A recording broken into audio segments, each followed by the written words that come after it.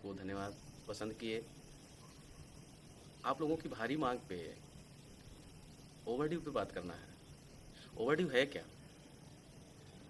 क्या होता है? क्यों होता है? कैसे रोक सकते हैं? तो आज पहले हम ये समझते हैं कि ओवरड्यू है क्या और क्यों होता है। जब भी कोई माइक्रो फाइनेंस कर्मचारी अपने किसी भी उपभोक्ता को ऋण प्रदान करता है और यदि वह अपना किस्त मूलधन और ब्याज के साथ नहीं अदा करता है समय के साथ, तो ओवरड्यू हो जाता है। परंतु ये समझने वाली बात है कि ओवरड्यू होता क्यों है।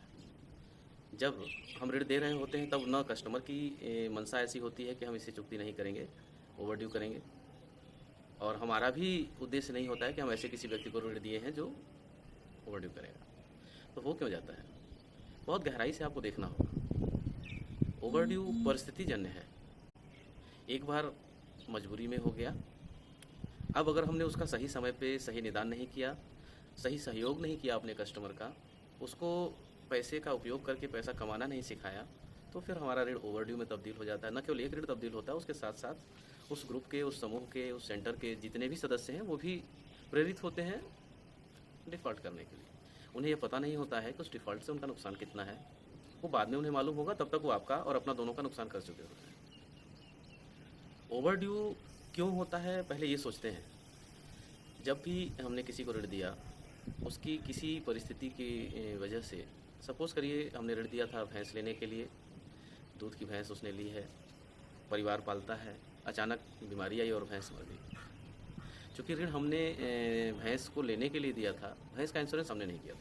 यदि उस समय उसने भैंस का इंश्योरेंस कराया होता खरीदते समय, तो उस समय उसको इंश्योरेंस का पैसा मिल जाता और वो हमारा भी और आपका ऋण चुकता कर देता। ठीक इसी तरीके से हम जब फसल उगाने के लिए ऋण देते हैं, तो वो फसल बीमा नहीं लेते हैं। फसल ख़राब हो जाती है, किस्त चुकाने में समस्या आती है, सब्जी खराब हो जाती है, बाढ़ बारिश किन्हीं कारणों से, तो वो ऋण डिफ़ॉल्ट की तरफ बढ़ जाता है। और जब एक कस्टमर डिफ़ॉल्ट की तरफ जाता है, तो बाकी के कस्टमर भी उसके साथ होने को आतुर होते हैं, क्योंकि उनके साथी हैं। डिफ़ॉल्ट नहीं हो, इसलिए ज़रूरी है कि ऋण की सही उपयोगिता, जैसा हमने पहले आपको बताया था एलयूसी के बारे में, लोन यूटिलाइज़ेशन चेक, इसका दायरा थोड़ा बढ़ाइए।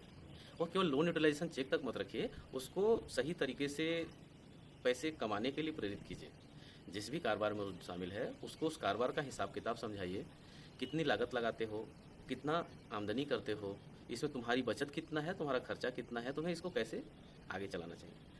कस्टमर का फैमिली बैकग्राउंड भी हम लोग जानते हैं जब हम लोन दे रहे होते हैं, तो उसकी ज़रूरतें भी हमें समझ में आती हैं, उसकी आवश्यकताएँ कितनी हैं और उसके खर्चे कितने हैं, उसकी आमदनी कितनी है। इन सब चीज़ों को उस वक्त उसको समझाना चाहिए जिस समय वो डिफ़ॉल्ट नहीं था। आपको लग रहा है कि यहाँ बाढ़ आ सकता है, आपको लग रहा है सूखा पड़ सकता है, आपको लग रहा है कि पर्टिकुलर प्रोडक्ट, जाड़े के कपड़े सिलने के लिए आपने पैसे दिए थे, जाड़ा कम पड़ा, स्वेटर बुनने के लिए दिए थे, जैकेट बनाने के लिए दिए थे, जैकेट नहीं बिके। इन सब परिस्थितियों से तैयार रहने के लिए और इनसे निपटने के लिए क्या वैकल्पिक व्यवस्था हो सकती है, यह आपको उसे बताना होगा। और आपको यह समझने में बहुत मुश्किल नहीं होगी, क्योंकि आप जिस भी क्षेत्र में कार्य कर रहे हैं, भारत के अलग अलग हिस्सों की अलग अलग ज़रूरतें हैं। अगर आप जम्मू की बात करें तो वहाँ की ज़रूरतें अलग हैं, पंजाब की बात करें तो वहाँ की ज़रूरतें अलग हैं, हरियाणा की बात करें तो वहाँ की ज़रूरतें और परिस्थितियाँ अलग हैं, उत्तराखंड की ज़रूरतें और परिस्थितियाँ अलग हैं, उत्तर प्रदेश की अलग हैं, बिहार की अलग हैं, झारखंड की अलग हैं, बंगाल की अलग हैं, नॉर्थ ईस्ट की अलग हैं, मध्य प्रदेश की अलग हैं, और रेस्ट ऑफ इंडिया जो साउथ या फिर नॉर्थ का बचा हुआ हिस्सा है, सबकी अपनी अपनी ज़रूरतें हैं। और हर जगह आय के अन्य अन्य साधन हैं, प्राकृतिक रिसोर्सेज हैं, कहीं पे टूरिस्ट प्लेस है, कहीं पे मंदिर मस्जिद गुरुद्वारे हैं।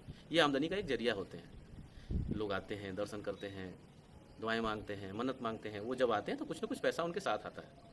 अब उनके पैसे से वो अपने लिए सुविधाएं परचेज करते हैं, रहना है, खाना है, कुछ ऐसी वस्तुएं जो वहाँ की यादगार हैं। तो परिस्थिति के हिसाब से नॉर्थ ईस्ट में है तो बांस बेंत इनका प्रयोग करके बहुत सुंदर वस्तुएं बनाई जा सकती हैं, बेची जा सकती हैं। तो जब आमदनी का एक जरिया बदल रहा हो तो उसको प्रेरित करिए कि दूसरे जरिए की तरफ बढ़े और अपनी आमदनी को नियमित रखे, जिससे कि अपने बच्चों का सही समय पे भरण पोषण करता रहे, विद्यालय की फीस देता रहे, पढ़ाई लिखाई कराता रहे, खाने पीने की अच्छी चीज़ें खरीदता रहे, साथ ही साथ आपकी किस्त भी बनती रहे। यदि किसी की आमदनी नहीं रुकेगी तो निश्चित रूप से वह अपने ऋण को डिफ़ॉल्ट नहीं करेगा। इसके लिए कोई हार्ड एंड फास्ट रूल नहीं है। हर व्यक्ति की ज़रूरतें अलग होती हैं और उसकी आमदनी का जरिया अलग होता है, और उसके काम करने की क्षमता कितनी है वो जब आप उससे मिलते हो तो आपको इसका अंदाज़ा लग जाता है। तो प्रयास कीजिए कि हर व्यक्ति जो ऋण लिया है उसका सही उपयोग करे, और अगले 3 महीने में उसकी आमदनी कैसी रहने वाली है, जब आप उससे बातचीत करते हैं ऋण की किस्त लेने जाते हैं तो उससे ज़रूर चर्चा कीजिए। आपको एहसास हो जाएगा और आप उसी हिसाब से उन्हें सजेस्ट करते रहिए। यदि आप ऐसा कर पा रहे हैं तो निश्चित रूप से ऋण डिफ़ॉल्ट नहीं होगा। अब ऋण डिफ़ॉल्ट के नुकसान क्या हैं, इसको समझते हैं। विशेष तौर से मैं फील्ड के सबसे ग्राउंड लेवल के किसी भी संस्था, जैसे मैं अपनी कंपनी की बात करूँ तो हमारे CSR हैं, हमारे ब्रांच हेड्स हैं, हमारे असिस्टेंट ब्रांच हेड्स हैं जो डायरेक्ट ग्राउंड पे जुड़े हुए हैं। उनको मैं बोलना चाहता हूँ कि एक ऋण डिफ़ॉल्ट होने का नुकसान कितना होता है। आप जानते हो कि हम लोग 1.5-2% के इंटरेस्ट पे काम करते हैं। खर्चे काट के कंपनी 1.5 या 2% कमाती है यदि हमारा ऋण डिफ़ॉल्ट नहीं होता है। अब उस पैसे से हमने जो कर्ज लेकर के कर्ज दिया है, बैंक से लिया है, कस्टमर को दिया है। बैंक को तो अपना पैसा चाहिए। अब आप ऐसे समझो, अगर आपने किसी कस्टमर को 100 रुपया ऋण दिया तो उससे आपको क्या मिलने वाला है, सिर्फ 2 रुपये।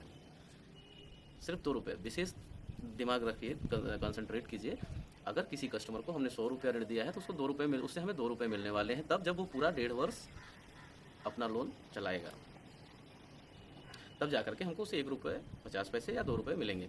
अब आप समझो, अगर किसी ने 100 रुपये लिया और उसको डिफ़ॉल्ट कर दिया, तो अब हमें कम से कम 50 ऐसे लोन बांटने पड़ेंगे, उसी प्रकृति के 100 रुपये के 50 और लोन बांटने पड़ेंगे, तब जाकर के इस 100 रुपये की भरपाई होगी।